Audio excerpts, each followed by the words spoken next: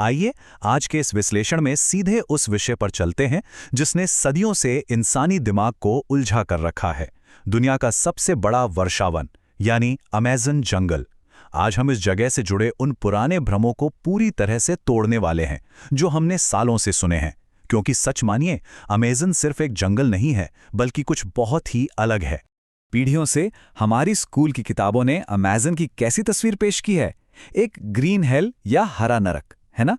एक ऐसी वीरान, डरावनी और घनी जगह जहां इंसान का टिकना नामुमकिन सा लगता है। लेकिन अब आधुनिक तकनीक ने पूरी कहानी ही पलट दी है। ये कोई अछूता कुदरती जंगल नहीं है, बल्कि एक ऐसा प्राचीन परिदृश्य है जिसे इंसानों ने बहुत ही बेहतरीन तरीके से डिजाइन किया था। एक बेहद विकसित जगह। और हमारी गलतफहमी कितनी बड़ी थी, ये सिर्फ एक नंबर से साफ हो जाता है। 60,000। जरा इस नंबर पे गौर कीजिए। लिडार तकनीक नाम के एक लेजर मैपिंग ने हाल ही में 60,000 से भी ज्यादा प्राचीन ढांचों का पता लगाया है। और सबसे हैरानी की बात जानते हैं क्या है? ये ढांचे कहीं बहुत दूर नहीं, बल्कि हमारी नजरों के ठीक सामने उसी घने जंगल के फर्श के नीचे आराम से छिपे हुए थे। तो चलिए जंगल की और गहराई में चलते हैं और बात करते हैं पेड़ों के आवरण के नीचे छिपे इन शहरों की। इन 60,000 ढांचों का मिलना मानव इतिहास की पूरी कहानी बदल देता है। एक समय था जब पर्सी फॉसेट जैसे खोजकर्ता 1900 के दशक की शुरुआत में सोने और जेड से बने किसी लॉस्ट सिटी की अफवाहों के पीछे अपनी जान गंवा बैठे। वो तो गायब हो गए, लेकिन आज के लेजर हमें असली लॉस्ट सिटी दिखा रहे हैं। इन आधुनिक लेजरों ने साबित कर दिया है कि यहाँ सच में एक विशाल और आपस में जुड़ी हुई सभ्यता थी जिसने इस पूरे पर्यावरण को अपने हिसाब से ढाला था। यहाँ मिट्टी के विशाल पिरामिड और चौड़े हाईवे थे जो प्राकृतिक पहाड़ियों की तरह इतने बढ़िया तरीके से छुपे थे कि नंगी आंखों से उन्हें देखना बिल्कुल असंभव था।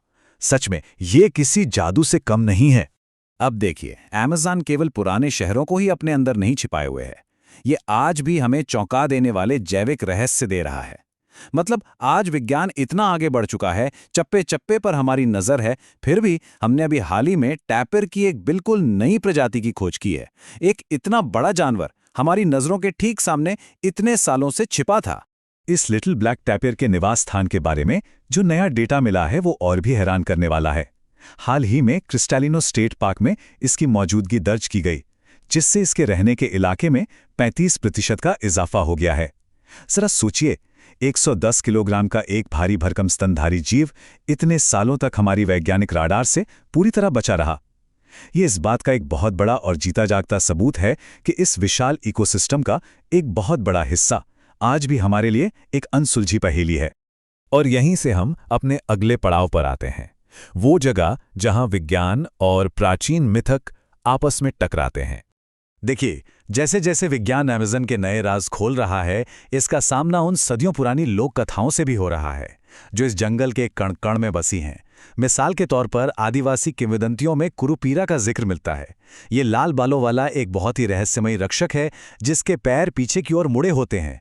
इसका काम क्या है? इसका काम उन शिकारियों और घुसपैठियों के लिए गलत पैरों के निशान छोड़ना है जो जंगल को नुकसान पहुंचाने आते हैं। वहां के स्थानीय लोगों के लिए ये कुरुपीरा जंगल के नाजुक संतुलन का सबसे बड़ा रक्षक है। फिर एक और दिलचस्प कहानी आती है, याकुमामा या पानी की मां की। इसे एक 100 फुट लंबा विशालकाय पानी का सांप माना जाता है।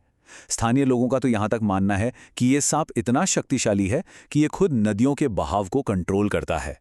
पुरानी कहानियों की माने तो इसके थोड़ा सा हिलने भर से इतनी खतरनाक लहरें पैदा होती हैं कि वो पूरी की पूरी नावों को एक झटके में निगल सकती हैं। और कुछ किंवदंतियां तो चलते हुए पेड़ों के बारे में भी बात करती हैं, जिन्हें कथित तौर पर जंगल की आत्माएं चलाती हैं। अब सुनने में तो ये किसी हॉरर फिल्म का सीन लगता है ना? लेकिन मजे की बात यह है कि विज्ञान ने अब इसे एक बहुत ही शानदार जड़ अनुकूलन तंत्र के रूप में समझ लिया है। होता क्या है कि ये पेड़ सूरज की रोशनी और पानी की तलाश में एक तरफ अपनी जड़ें सड़ा देता है और दूसरी तरफ नई जड़ें उगा लेता है। इस तरह ये सचमुच साल भर में कुछ सेंटीमीटर अपनी जगह से खिसक जाता है ना कमाल? तो यहां समझने वाली बात यह है कि कभी-कभी ये मिथक सिर्फ कहानियां नहीं होते, बल्कि खतरनाक रूप से सच होते हैं। जैसे कि ये तापमान 210 डिग्री फ़ारेनहाइट यानी करीब 100 डिग्री सेल्सियस, ये इतना खौलता हुआ तापमान है जो किसी भी जीव को पलक झपकते ही पका सकता है। और ये किसी उबलते हुए ज्वालामुखी का तापमान नहीं है, बल्कि अमेज़न के बीचों बीच बहने वाली एक नदी का है। पेरू में बहने वाली इस उबलती नदी को स्थानीय लोग शनाय टिम्पिश्का कहते हैं। आदिवासियों का मानना है कि इस नदी के पानी को पृथ्वी की शक्ति और जंगल की आत्माएं गर्म करती हैं। लेकिन अगर विज्ञान के नजरिए से देखें तो ये एक बहुत बड़ा रहस्य है। क्यों? क्योंकि ये नदी किसी भी ज्ञात ज्वालामुखी से सैकड़ों किलोमीटर दूर है। आसपास कोई ज्वालामुखी है ही नहीं, फिर भी इसका पानी लगातार खौलता रहता है। भूवैज्ञानिक आज भी इस भूतापीय विसंगति पर सिर खुजला रहे हैं। ये सब जानने के बाद किसी के भी मन में ये सवाल उठना लाजमी है, क्या ये डरावनी स्थानीय किंवदंतियां महज रात में आग के चारों ओर बैठकर सुनाई जाने वाली कहानियां हैं, या फिर क्या ये इस पर्यावरण के बारे में अत्यंत परिष्कृत, कूटबद्ध या एन्कोडेड चेतावनियां हैं जो सदियों से चली आ रही हैं? आइए अब हम अमेज़न के उन लोगों की बात करते हैं जो असल में इन चेतावनियों को समझते हैं, जंगल के छिपे हुए रक्षक। अगर हमें इन चेतावनियों और इस जंगल को सही मायनों में समझना है तो हमें अमेज़न के अंतिम रखवालों यानी वहां की जनजातियों की ओर देखना होगा। और यहां मानव जीवन की कीमत का जो इतिहास रहा है वो सच में रोंगटे खड़े कर देने वाला है। सदियों से हुए भारी शोषण, अतिक्रमण और बाहरी बीमारियों की वजह से इन आदिवासियों की आबादी में जो गिरावट आई है वो डराने वाली है। जहां 1500 के दशक में यहां लगभग 70 लाख आदिवासी रहते थे, वहीं 1900 आते आते वे सिर्फ 10 लाख रह गए और आज यह संख्या घटकर मात्र 3 लाख के करीब रह गई है। लेकिन इस भयानक और दुखद गिरावट के बावजूद इस घने जंगल ने कुछ लोगों को आज भी दुनिया से बचाकर रखा है। एक अनुमान के मुताबिक आज भी अमेज़न की गहराइयों में 92 ऐसी जनजातियां मौजूद हैं जिनका हमारी आधुनिक दुनिया से कोई संपर्क नहीं है। वे पूरी तरह से अलग थलग अपने ही नियमों और दुनिया में जी रहे हैं। पर सच्चाई ये है कि ये अदृश्य रक्षक आज बिल्कुल भी सुरक्षित नहीं है। उनके सिर पर हमेशा अस्तित्व मिटने का खतरा मंडराता रहता है। जरा सोचिए, हर साल 6000 वर्ग किलोमीटर वनों की कटाई हो रही है। पेरू के अमेज़न का 70% हिस्सा तेल कंपनियों को पट्टे पर दे दिया गया है। इसके अलावा महोगनी लकड़ी, जिसे रेड गोल्ड कहते हैं, उसकी अवैध कटाई और ड्रग माफियाओं के घुसपैठ उनके घरों को निगल रही हैं। और सबसे खतरनाक चीज इन्फ्लुएंजा या खसरे जैसी बाहरी बीमारियां। चूंकि उनकी इम्यूनिटी हमारे जैसी नहीं होती, इसलिए ऐसी बीमारियां महज 1 साल में पूरी की पूरी जनजाति का आधा हिस्सा साफ कर सकती हैं। इन खतरों का असल और दुखद अंजाम क्या होता है, ये the man of the whole की कहानी से साफ नजर आता है। ये व्यक्ति अपनी पूरी जनजाति का आखिरी जीवित सदस्य था। वो दशकों तक रोंडिनिया के जंगलों में बिल्कुल अकेला रहा और आखिरकार 2022 में उसकी मृत्यु हो गई। उसके जाने का मतलब सिर्फ एक इंसान का जाना नहीं था, उसके साथ ही उसकी जनजाति की वो भाषा जिसे कभी किसी ने रिकॉर्ड नहीं किया, उनके अनूठे रीति रिवाज और अमेज़न के बारे में उनका बेशकीमती ज्ञान भी हमेशा के लिए मिट्टी में मिल गया। ये सब हमें हमारे अंतिम और सबसे महत्वपूर्ण हिस्से की ओर ले जाता है, एक जीवित, सांस लेता हुआ सिस्टम। ये खोए हुए प्राचीन शहर, ये अजीबोगरीब घटनाएं और ये अलग थलग रहने वाले रक्षक, ये सब एक ही बात की ओर इशारा करते हैं कि अमेज़न महज पेड़ों का एक झुंड नहीं है, ये एक विशाल, बेहद संवेदनशील जीव की तरह है। और क्योंकि ये इतना विशाल और रहस्यमयी है, इसलिए इसके बारे में कई बड़े दावे भी किए जाते हैं। कुछ लोगों का मानना है कि 2017 में अमेज़न में जो भयंकर आग लगी थी वो जानबूझकर लगाई गई थी ताकि कैंसर के किसी चमत्कारी इलाज या दुर्लभ खनिजों को दुनिया से छुपाया जा सके।